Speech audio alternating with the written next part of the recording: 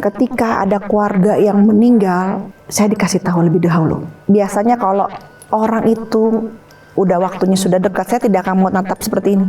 Jadi saya selalu menghindar dan saya usahakan untuk tidak ketemu sama dia.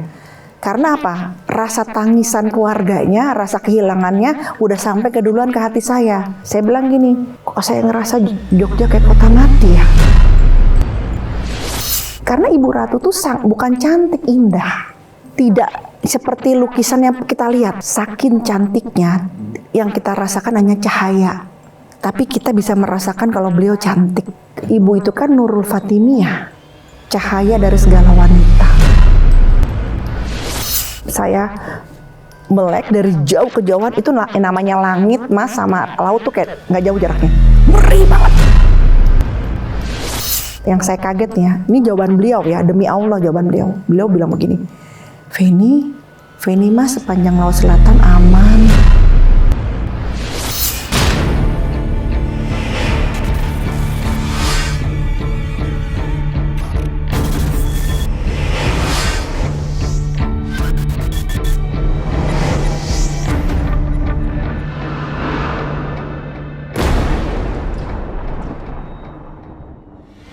Ya, Kak Feni Rama, selamat datang nih di Studio Ganjil.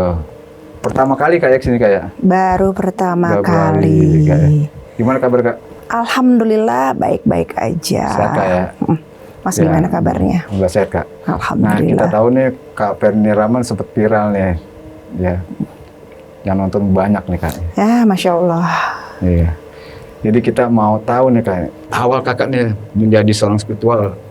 Apa Kakak belajar, apa Kakak merasakan sesuatu sehingga menjadi, intinya di mana Kakak bisa jadi spiritual? Oke, terima kasih ya Mas ya untuk udah ngundang saya di Ganjil Misteri ya. Jadi memang ini sebuah proses yang menurut saya tuh nggak saya rencanakan, justru malah saya hindarkan. Jadi saya bisa sekarang ini dengan fase-fase saya pernah mengalami untuk menghindari kenyataan ini. Ya, saya ini kan memang lulusan hukum. Oh. Ya, saya sarjana hukum. Tentunya semua kita ketahui kalau orang hukum itu kan 1 + 1 = 2. Yang real nyata real, gitu ya, dan harus logika lah gitu. Benar, harus semua berdasarkan fakta, logika, semua harus balance ya, harus laras semuanya. Saya didoktrin itu kan selama 4 tahun kuliah di hukum. Tetapi memang keadaan saya di luar saya di dunia hukum, saya memang sudah merasakan suatu hal-hal yang menurut saya saat itu adalah hal-hal yang aneh dalam diri saya. Dari saya waktu bayi aja itu sudah mulai mengalami keanehan ya. Jadi ceritanya seperti ini. Waktu ibu saya mengandung saya ya, jadi memang banyak hal aneh itu kan di depan rumah itu kan ada pohon mangga. Biasanya kan kalau pohon mangga itu musiman. Tetapi ketika menjelang 7 bulanan saya, kok ini berbuah. Jadi sehingga membawa berkah buat semua. Semua kebahagiaan, dan sampai menjelang saya ngelahirin, mangga itu berbuah terus. Di situ udah mulai ibu saya bilang, oh ini anak kok beda ya. Udah ngerasa sebagai seorang ibu.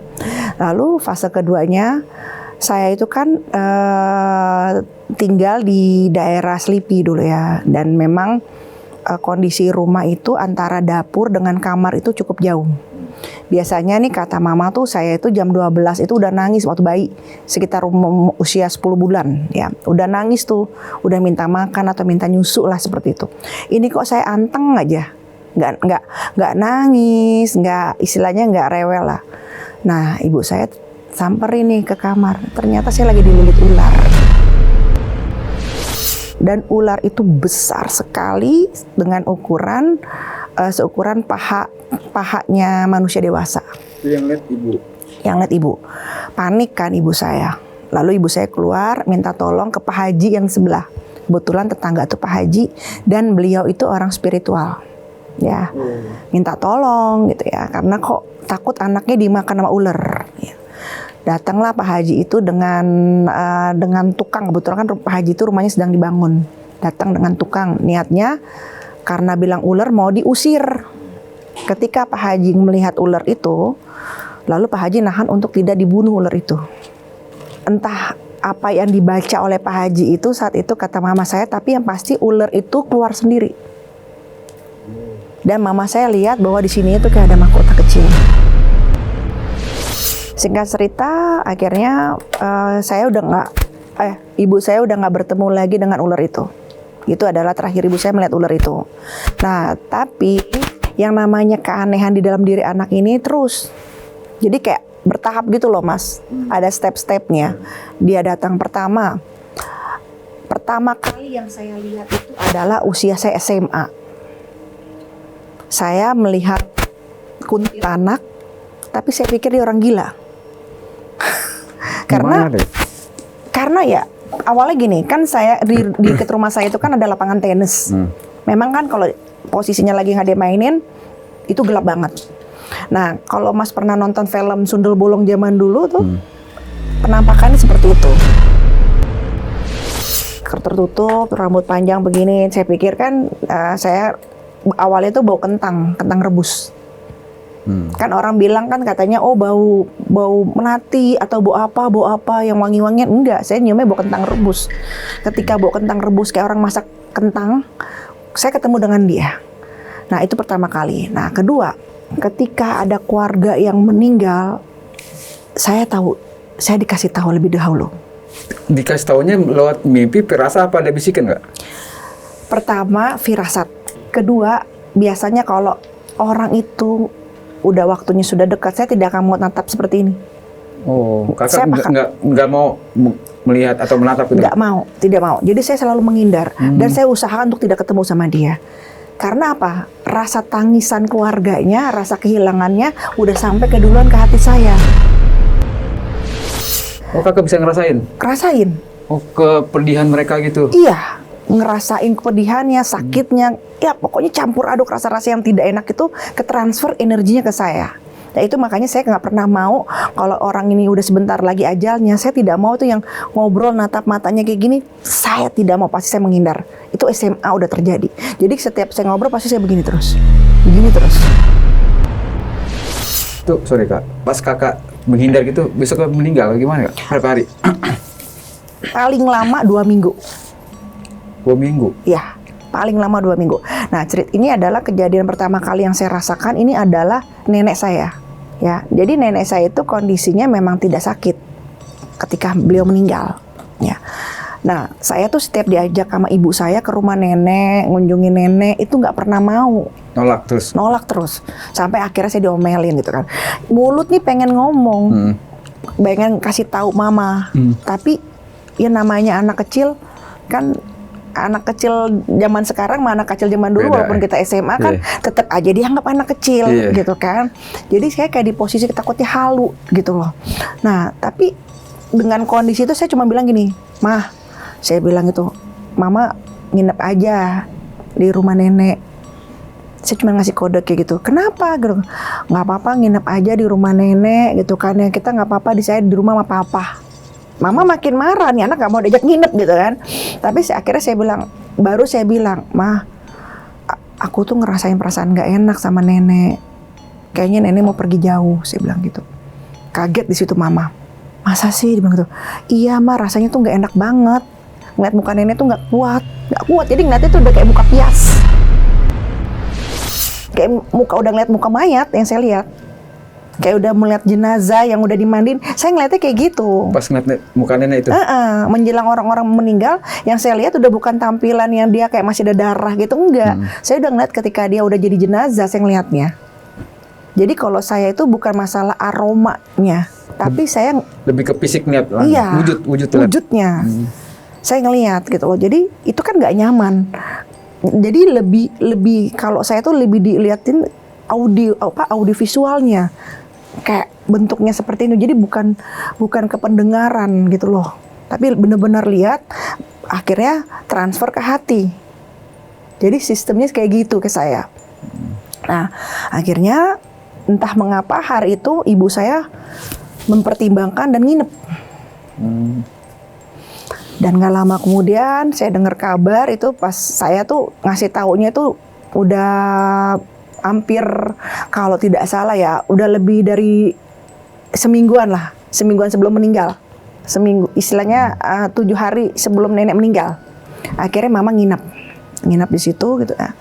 Dan benar aja nenek meninggal, di situ barulah mama merasakan bahwa anak ini bukan anak biasa.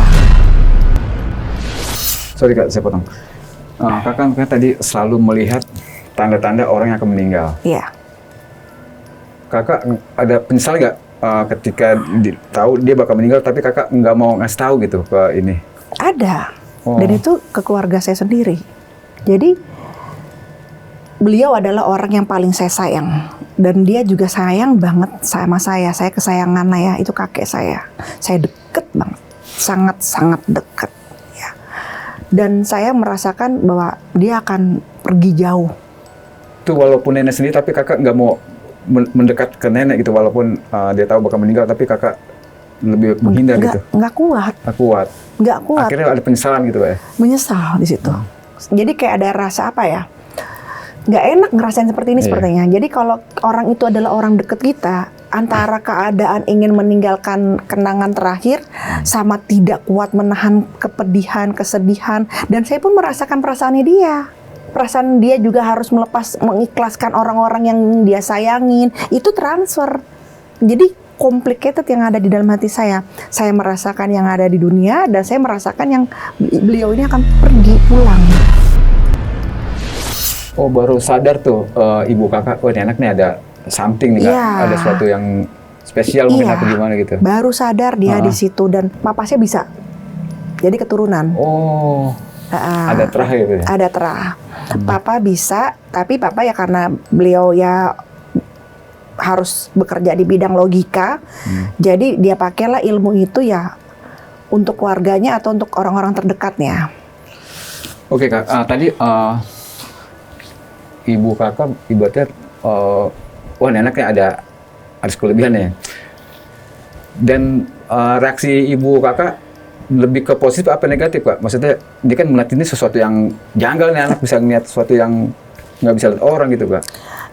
Alhamdulillah mama lebih ke positif karena gini Mas, dengan kondisi orang tua itu, jadi saya tuh memang kan SMA itu di sekolah non muslim, sengaja papa naruh saya di tempat perbedaan ya, tapi sampai di rumah itu namanya anaknya tuh disiplin dengan ngaji setiap hari, nggak ada libur.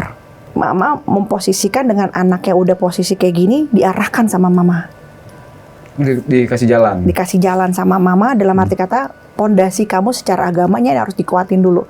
Selebihnya bagaimana kamu, Tuhan ngasih gift apa ke kamu, setidaknya kamu punya pondasi dulu. Kan tugas orang tua kan menyampaikan itu. Nah saya menjalani itu Mas. Step by step gitu? Step by step itu gitu kan. Karena kan keluarga papa sendiri kan memang orang Jawa. Kejawen ya? Kuat sekali. Wow. Nah, tapi mama keluarganya keluarga santri karena dari Pandeglang, Banten.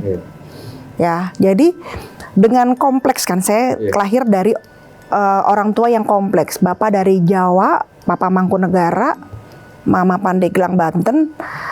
Ada di dalam tubuh saya. Jadi mana dulu yang harus diperlihatkan, diambil sama Feni. Nah, keputusan mereka berdua, Feni harus ambil pondasinya agama dulu. Baru setelah itu berkembang dengan kedewasaannya dia, budaya harus Feni serap. Karena Feni nggak boleh ngelupain yang namanya sejarah. Kacang kulitnya nggak boleh dilupain, itu pesan dari bapak saya gitu ya. Nah jadi proses-proses itu saya benar-benar dibentuk sama ibu bapak saya. Nah makanya sekarang kehidupan saya seperti ini, ibu saya sama sekali tidak melarang. Karena kalau bagi mama saya, ini udah takdir kamu karena kamu dilahirkan dari ibu bapak yang kompleks. Di sisi ibu kamu keluarga santri, di sisi papa kamu orang budaya, orang Jawa. Pasti ada pesan Tuhan yang dimana kamu harus mengkawinkan ini semua. Oke Kak, keluarga kakak tahu kakak mempunyai sesuatu yang istimewa, spesial. Pernah Kak, ibaratnya ibu kakak ngetes nih atau orang lain, tolong dong lihat anak saya nih. Kalau ngetes untuk orang lain nggak, tapi lebih ke alam. Oh, pernah dites buat ke alam? buat ke alam, buat kejadian atau apa di tes saya. Jadi bukan ada vision prediksi yang kakak lihat gitu. Iya. Jadi ceritanya gini. Waktu itu kan keluarga saya pengen keluar kota. Ya, pengen pergi ke Yogyakarta. Saya diliatin lagi kan, kalau saya kan bukan mendengar tapi audiovisual. Saya lihat. Jadi kayak nonton TV, kayak nonton layar lebar, bener-bener kayak ditarik ke keadaan yang terjadi saat itu gitu loh. Misalnya bencana nih, saya kayak ditarik ke situ dan saya disuruh ngelihat, gitu. Nah ceritanya waktu itu saya tuh lagi inget banget, saya lagi di depan rumah, lagi kalau di rumah kan tingkat, di atas tuh kayak ada pergola gitu kan. Saya lagi duduk di situ ke atas, tiba-tiba di langit itu saya lihat banget yang namanya gunung gede besar gitu ya. Dan saya ngeliat itu gejolak. Takut kan saya di saat itu kan. Saya bilang astagfirullahaladzim, ini di mana? Ya kan Nusantara tuh kan gunung banyak, ya. Nah baru setelah itu ditransferlah rasa di Yogyakarta. Saat itu. Nah, kebetulan memang ada keluarga yang suka naik gunung. Akhirnya saya ngomong sama mama agar mama nyampein ke ibunya bahwa anaknya jangan naik gunung Merapi. Kenapa? Dia bilang tuh, kayaknya mau meletus deh. Namanya masih ABG, bahasanya kan nggak mungkin seformil itu, gitu kan? Karena ya dia juga masih mencari penjatian diri kan. Saya bilang, "Ma, kayaknya mau meletus deh, Ma." Saya bilang gitu. "Jangan lama, jangan ke sana dulu, ke gunung yang lain dulu deh." Saya bilang gitu. Nah dia ini pencinta alam sejati nih, saudara saya ini. Akhirnya entah kenapa didengerin nih, entah bagaimana cara penyampaian mama saya ke keluarga, didengerin. Gak berangkatlah dia. Tapi saya berangkat, aneh kan? Karena utusan dari kampus. Oh, tugas. Ya, tugas dari kampus, saya harus ke UGM saat itu. Saya berangkat nih Mas, saya berangkat sampai di Jogja, itu H-1 pokoknya. Sampai di Jogja, saya inget banget ngomong sama driver, saya bilang gini, "Pak, kok saya ngerasa Jogja kayak kota mati ya?" Spontan. Kaget kan si orang supir itu. "Kenapa Dok?" gitu kan. Akhirnya saya cerita, "Nggak tahu Pak, kok saya ngerasa perasaan gak enak ya di Jogja." Saya pikir ya hanya perasaan aja gitu kan, karena kan saya lihat gunungnya, tapi kan untuk harinya nggak dikasih tahu hari apa. Cuman biasanya tidak lama tuh prosesnya kalau udah dikasih tahu. Karena udah utusan dari kampus menuju ghost to kampus lagi, ya saya harus berangkat saat itu. Bener aja Mas. Saya pulang dari Jogja, saya mendarat, kejadian gunung meletus Merapi. Kakak sempat sih nggak atau berpikir kenapa ini dengan diri saya ini? Apa kakak berusaha untuk diobatin apa gimana? Kan ibaratnya sangat nggak enak, nggak nyaman Kak dengan keadaan gitu. Iyalah. Nah ceritanya gini, waktu itu kan saya mau izin mau menikah. Saya kan kalau menikah tuh kita baru boleh pakai gelar. Karena Eyang Kung tuh tidak mengizinkan. Jadi biar kita itu belajar dengan kehidupan, biar nggak istilahnya keduluan rasa akunya gitu loh. Jadi dipendem biar merasakan hidup tuh harus belajar dengan kehidupan. Jadi boleh pakai gelar itu kalau nikah. Izin saya, pulanglah ke Jawa. Mau pakai gelar basahan Solo. Eyang Kung baru ngeliat kayak gitu, Eyang Kung ngomong gini, "Dok, dia bukan jodohmu." Padahal kok secara pekerjaan, secara apapun dia udah syah untuk bisa menikahi saya. Eyang Kung juga bisa melihat Kak? Bisa. Memang papa mama ini kumpulan dari, mama pun walaupun dia dari Pandeglang Banten santri, tapi memang tokoh agama yang bisa juga mama.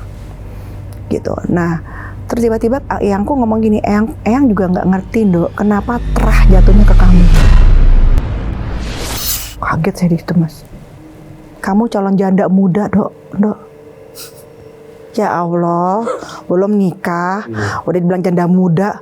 Karena saya emang nggak gampang jatuh cinta, jadi saya ketika dibilang mau janda muda, ya udahlah yang kalau udah takdir gitu. Ya bis mau gimana, udah 2 minggu lagi mau nikah. Masa mau dibatalin? Dia nggak akan kuat ngebopong Mundo. Semua terah jatuhnya ke kamu dan memang cobaan kamu luar biasa. Itu awalnya saya dikasih tahu. Dari sekian perjalanan dari remaja, saya ngelihat kakek saya bisa ngetahui keluarga saya terdekat meninggal. Terus tadi yang Gunung Merapi, ini puncaknya di sini. Iya, mau nikah. Mau nikah. Gimana jadi nikah? Nikah, terus cerai. Nggak lama, cuma berapa bulan. Oh, berarti benar apa yang dikatakan? Benar. Tapi kakak tetap ngelakuin?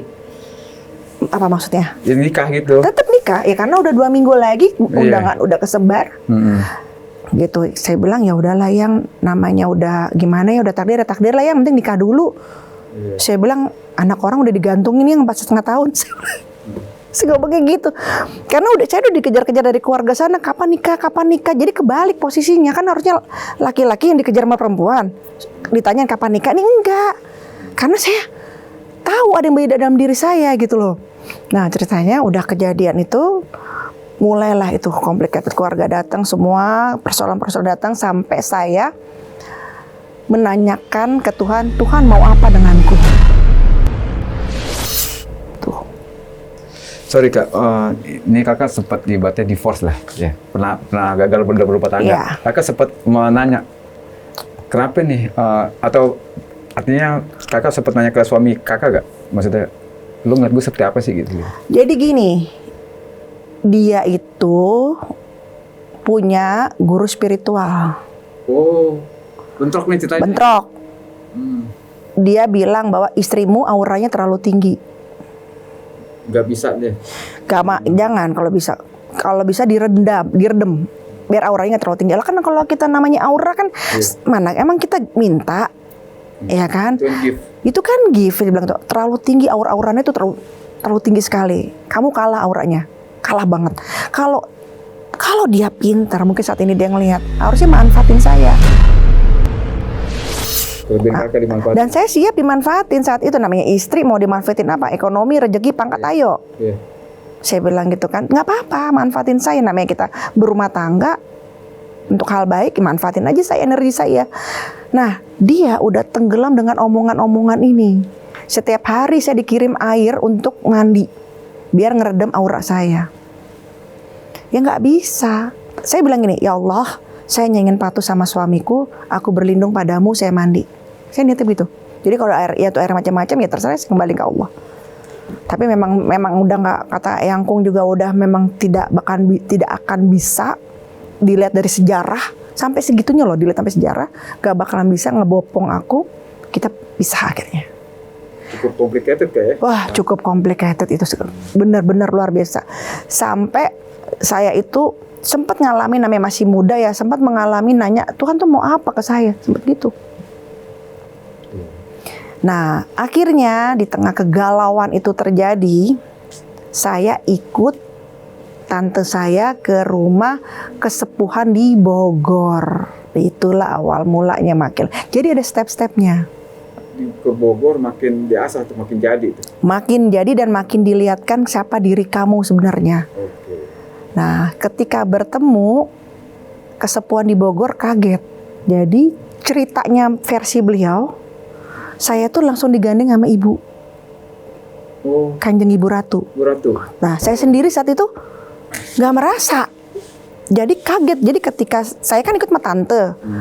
Ya, saya ikut sama tante, ya cuma pengen healing di Bogor aja, pengen kulineran, karena kan saya di Jakarta, niatnya cuma pengen kulineran di Bogor gitu kan. Mampir ke rumah gurunya beliau, kesepuhan. Ketika mampir, si Abah tuh, ini bukan yang puncak guru ya, ini masih asistennya lah istilahnya. Guru lagi, istilahnya lagi ngaduk ngopi, pas nengok ini kaget dia. Saya digandeng sama ibu. Sosok Ibu Ratu? Ya. Yang dilihat apa sosok Ibu Ratu gimana Kak? Yang menurut itu? Menurut ini, beliau itu, ininya istilahnya tuh ya, gaunnya itu nggak hijau saat itu, putih. Jadi kayak pakai kebaya putih yang beliau lihat. Pakai kebaya putih tapi putih emas saat itu yang muncul. Putih emas ya. Nah, wajahnya beliau itu tidak seperti lukisan yang kita lihat. Nah itu, kadang-kadang kita kalau kita ke tempat ini lukisannya Kanjeng Ratu beda, ini mukanya beda gitu Kak. Saking cantiknya, yang kita rasakan hanya cahaya. Tapi kita bisa merasakan kalau beliau cantik. Beliau terlalu mahal kalau untuk bisa sampai orang bisa mendeskripsikan wajahnya seperti apa. Tapi kakak bisa ngeliat Ibu Ratu langsung? Bisa. Pernah? Cuman saya ngeliatnya cahaya wajahnya. Cahaya. Dan bentuk muka aslinya kakak gak lihat cahaya. Tapi bisa merasakan cantik keindahannya. Kalau ini sih bisa ngeliat nih. Tapi kalau mukanya siluet. Karena auranya tuh cahayanya full. Bukan yang seperti dideskripsikan bahwa ibu seperti ini, seperti ini. Kan bisa banyak versi itu. Ya. Ibu itu kan Nurul Fatimiyah. Cahaya dari segala wanita. Jadi untuk kita mendeskripsikan dia secara lukisan itu nggak ada apa-apa kecantikannya. Kita tahu artis yang cantik kan Luna Maya. Luna Maya aja kalah sama Bu Ratu. Nah, yang di lukisan masih cantikan Luna Maya menurut saya. Karena Ibu Ratu tuh bukan cantik, indah.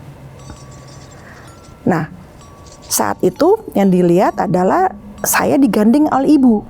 Kaget dong. Ternyata selama ini yang ditunggu oleh guru besar adalah kehadiran saya.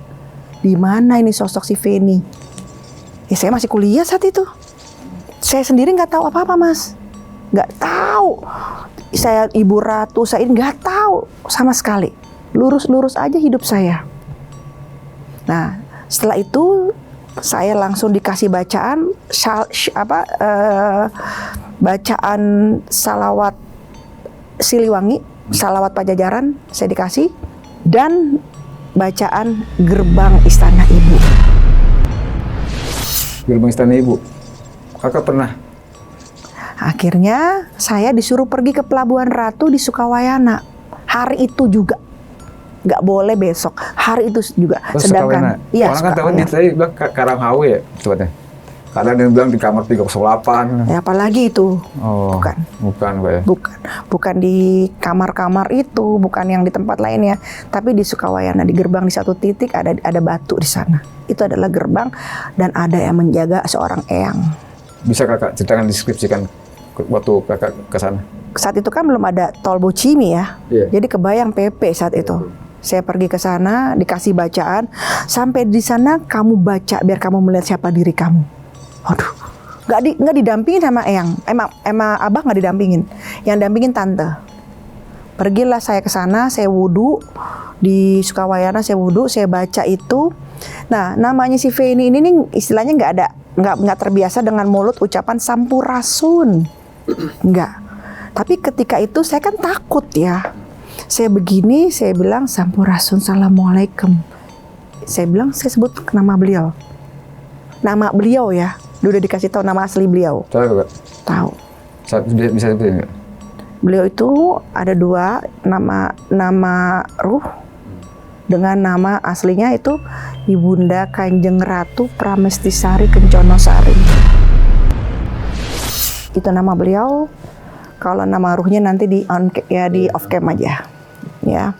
Bukannya saya tahu namanya Kadita bukan kalau dia itu? Bukan, sangat bukan. Jadi sosok Ibu Ratu dan Nyi Roro Kidul adalah sosok yang berbeda. Bukan dengan suatu figur yang sama. Oh.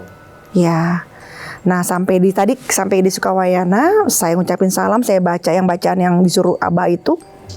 Saya melek dari jauh kejauhan, itu namanya langit, Mas, sama laut tuh kayak nggak jauh jaraknya. Ngeri banget. Berdekatan. Ya. Ngeri banget, itu kayak ombak kayak naik. Tapi saya tuh kayak kepaku kaki. Nggak bisa bergerak? Nggak bisa bergerak. Warnanya saat itu jingga langit dan laut. Ada dayang-dayang Pak kalian sana? 7 ratu yang hadir. Cuma Ibu Ratu? 7. Istananya? Bukan daya. Oh, ada kemas-kemasan kak bagaimana kak lihat? Jadi harta gimana kak? Bentuknya itu seperti istana ibu itu seperti mahkotanya yang Prabu Siliwangi yang ke-6. Gundukannya itu mirip sekali dengan mahkota yang Prabu Siliwangi yang ke-6. Mahkota istananya ibu. Itu pas kakak sana nggak nyangka, saya mimpi apa enggak nih gitu. Gimana ya? Sadar ya? Sadar, takut, ngeri, takjub. Jadi saya pun nggak berani buka mata ngebelalak begini. Saya ngintip-ngintip pelan-pelan ngebukanya. Takut, tetap ada kondisi takut. Nah, pas kakak ketemu Ibu Ratu, apa yang Nah, dikatain Ibu jadi Ratu? ibu itu posisinya itu yang ibu di belakang, yang di depannya 7 ratu, bukan dayang, ratu. Termasuk Nyi Roro Kidul baru saya tahu. 7 ratu ini adalah pecahannya ibu, unsur ibu. Makanya saya bilang film-film zaman dulu dibilang ibu jin, ibu bukan golongan jin. Tapi sempat Ibu berkata apa ke kakak? Kami tunggu kehadiranmu. Itu dong. Kaget saya di situ. Dan kata-kata itulah yang saya akhirnya pertanggungjawabin. Jelasin nggak mau tahu. Kenapa dia bilang kok kami tunggu kehadiranmu. Ini maksudnya apa? Iya. Apa yang ditunggu kehadirannya? Iya. Sampai sekarang masih Udah tahu. udah apa tuh, Kak? Rahasia itu kalau itu. Masih nggak bisa dibocorin ya? Jangan. Yang Nanti off cam aja. enggak. Iya. Jadi setelah itu saya pulang, barulah saya boleh ketemu dengan guru besar. Ini ya Abah ini masih asistennya nih. Bukan guru besar, yang ketemu guru besar. Beliau itu adalah Syahid. Beliau dari Trah Said dan beliau dari Trah Pajajaran. Jadi saya bertemu, ya dengan perpaduan itu saya bertemu dengan beliau gitu ya. Karena saya orangnya keras dan nggak gampang masuk ke dalam saya karena tadi masih ke doktrin orang hukum, jadi butuh bertahap memperkenalkan sebenarnya siapa sosok kamu. Dan itu menurut saya adalah hal yang paling ekstrim ketika kami pergi ke Pelabuhan Ratu bersama almarhum guru. Saya pergi, saya ini udah exciting banget pengen mandi di laut. Kok ini nggak mandi-mandi? Ternyata beliau mandinya itu jam 4:30 hari Sabtu. Baru mandi. Subuh? Nggak, sore. Menjelang sunset. Si Feni ini udah exciting banget pengen ke laut, pengen mandi gitu kan. Minta izin lah ke guru. Saya bilang, Said, saya manggil Said, Feni izin ya mau mandi. Soalnya Feni kan nggak bisa lama, besok pagi harus pulang. Gitu kan, kayak bisa lama-lama. Jawaban beliau adalah yang saya kaget ya. Ini jawaban beliau ya, demi Allah jawaban beliau. Beliau bilang begini, Feni mah sepanjang Laut Selatan aman. Saya kaget. Maksudnya gimana, Said? Feni kan yang jaga di sana. Itu yang pertama kali guru bilang. Terus selalu mendampingi dia? Ya. Sosok ibu itu? Iya, Feni kan yang jaga di sana. Sukma Feni yang jaga di sana. Kaget saya di situ. Dan saya nggak dengerin, nggak saya masukin ke hati. Apa jaga? Nggak nempel ke hati, nggak nempel di pikiran. Karena saya nggak ada ambisi, Mas. Berarti selama ini kakak dijaga nih dari hal yang buruk, negatif itu dengan sama yang pendamping itu? Alhamdulillah ya. Ada satu contoh. Agak lompat ceritanya. Kita lagi mandi di Bali. Semua nih keluarga. Saudara saya hampir tenggelam, udah ketarik. Terus saya ada di situ, saya refleks, saya panggil ibu. Refleks lah. Manggil katanya kan saya minta, saya kan katanya gini, Feni aman sepanjang Laut Selatan. Karena kan Feni yang jaga Laut Selatan. Ya saya refleks, orang dia udah ditarik sama air, udah tenggelam, saya refleks. Pertama kan saya minta, ya Allah, saya bilang gitu kan, ya Allah gitu kan. Terus akhirnya saya refleks, ibu, saya panggil. Nah, ini persaksian dari sepupu saya, dari bawah kayak ada ngangkat gini. Breeding saya kalau ini. Selamat itu. Selamat. Disitulah bau, tetap tapi saya nggak mau GR ah. Feni-nya tuh masih nempel banget, Feni-nya. Si Feni Jakarta ini masih nempel banget. Itu masih enggak, namanya masih muda banget kan. Terus udah gitu kembali lagi tadi kita ke Sukoyana, kita pergi lagi mandi. Nah disinilah hal yang tegang saya terjadi, nggak akan saya lupain dalam hidup saya seumur hidup. Ceritanya gini, kita mandi terus pulang ke hotel, ke villa. Guru pulang ke rumahnya, memang beliau punya rumah di Pelabuhan Ratu. Saya mandi, tiba-tiba air di villa mati. Aduh, masa air villa mati? Kan aneh, villanya gede, villa besar. Apa sebab? Iya, Akhirnya saya pengen numpang mandi di rumah guru. Kan kamar mandi ada yang di dalam kamar guru, ada yang di luar ya. Saya maunya yang di luar lah. Anehnya, yang kamar mandi guru yang di luar mati, yang di kamar enggak. Akhirnya guru bilang, Feni mandi aja di kamar saya, nanti saya keluar sama adik saya. Jadi yang di luar itu adik saya sama guru nungguin saya. Saya mandi di dalam. Disitulah saya ngelihat mahkota. Eyang Prabu Siliwangi. Bentuknya seperti apa? Bisa kakak diskusikan nggak? Seperti Borobudur, Candi Borobudur. Tapi kan kalau Candi Borobudur lebar. Ini lebih agak kuncupnya, gini, set, gitu. Kayak kungkungan gitu. Warnanya emas. Di setiap ininya ada batu warna hijau, ada batu warna orange, ada merah delima, ada blue safir. Jadi si V ini masih tetap nih, jadi harus ada lucunya jadi gitu loh. Jadi beliau itu sampai beliau ngomong gini, ibu ngasih ke kamu ke orang yang nggak sadar dirinya diturunin, tapi cobaannya hidupnya besar. Ya kan nggak minta, saya ngomong gitu, kan nggak minta, ya jangan pakai cobaan dong, saya bilang gitu kan, ya bener dong. Terus saya masuk nih, tadi sampai masuk kamar kan, saya masuk kamar, saya bilang gini, itu mahkota apa? Saya lihat kan tasnya guru, nggak mungkin, ngapain guru bawa mahkota ke sini? Kan logikanya gitu kan, ngapain? Tasnya juga nggak ada tas-tas yang gede kayak gitu, nggak mungkin lah. Tas beliau tuh cukup buat mahkota itu, nggak mungkin. Tapi saya ngerasa itu mahkotanya yang Prabu, ada yang ngasih tahu di situ. Karena saya nggak menghiraukan, saya masuklah ke kamar mandi, mandilah saya. Pas di saat mandi, terserah mau percaya atau tidak, ini yang terjadi dalam kehidupan saya, ya demi Allah. Mandi kan kita ya, mandi, tiba-tiba ada keluar dalam tubuh saya segini nih, berupa anak naga dan warnanya hijau. Dari tubuh badan. Itu badan. Tapi spesifiknya nggak kasih tahu dari mana. Masih ada tuh sekarang simpan? Ya ada lah. Ada. Nah itu keluar. Karena saya tidak takut kan yang namanya tadi ular. Saya tidak takut dengan hal-hal kayak gituan. Karena kakak udah biasa ngeliat gitu lah. Udah biasa. Jadi saya pas dia keluar dalam tubuh saya malah saya ngerasa kenal. Dan saya ngerasa malah ngucapin salam. Oh, sosok itu yang keluar dari tubuh kakak? Saya ngucapin salam ketika saya bilang Assalamualaikum. Dia keluarin pala. Bentuknya naga. Demi Allah.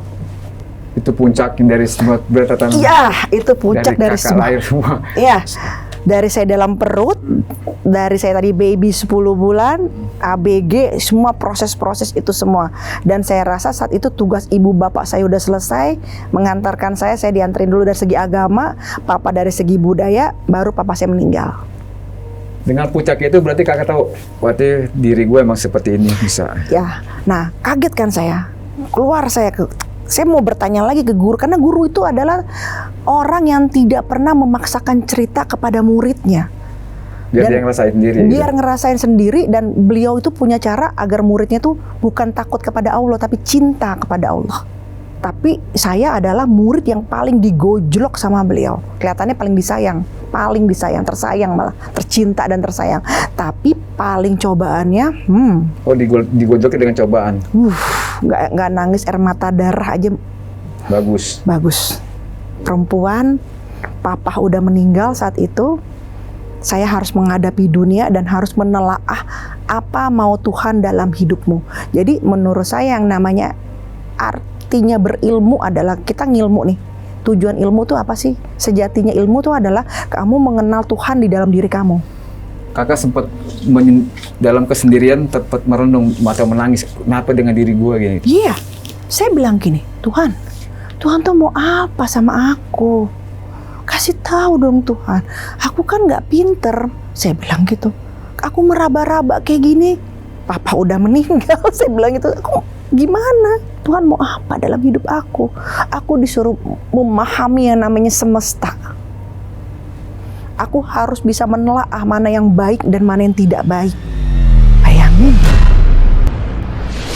Dengan keadaan kakak gini kan butuh di lingkungan kakak yang support kakak kan? Iya. ya satu-satunya dialog itu adalah saya mewajibkan saat itu Mas, sholat tahajud menjadi sholat wajib buat saya. Sepertiga malam ya. Orang-orang kan nganggap, dan saya seneng orang-orang nganggap saya saat itu buruk. Tuh ekstrimnya saya. Jadi saya ngumpet. Oh pernah kali dicemooh? Wah pernah lah, karena kan dulu saya nggak pakai hijab. Jadi saya masih pakai pakaian biasa, saya pakai pakaian seksi atau apa. Iya saya akuin. Tapi saya seneng dengan keadaan kayak gitu, orang memandang saya sebelah mata. Tapi kamu nggak tahu saya di dalam rumah seperti apa yang saya lakukan. Yang saya ibadah apa yang saya lakukan. Saya berjanji kepada diri saya tidak akan pernah melepaskan Al-Quran dan sholat tahajud itu. Mereka nggak tahu, dan mereka nggak perlu tahu saat itu. Hinaan mereka adalah ujian buat saya saat itu, dan saya nerima. Itu yang bikin kakak sampai kuat sekarang. Iya. Oke Kak Penny, sebelumnya terima kasih buat Sama-sama. Kak Penny Rama udah suwone ke Sudah Ganjil. Semoga sukses Kak Penny. Amin. Doa yang sama untuk Ganjil Misteri. Dan Makin teman-teman. mantap dah Kak Penny nih, Penny Rama nih. Amin, insya Allah. Ya Kak Penny selamat malam, terima kasih. Ya.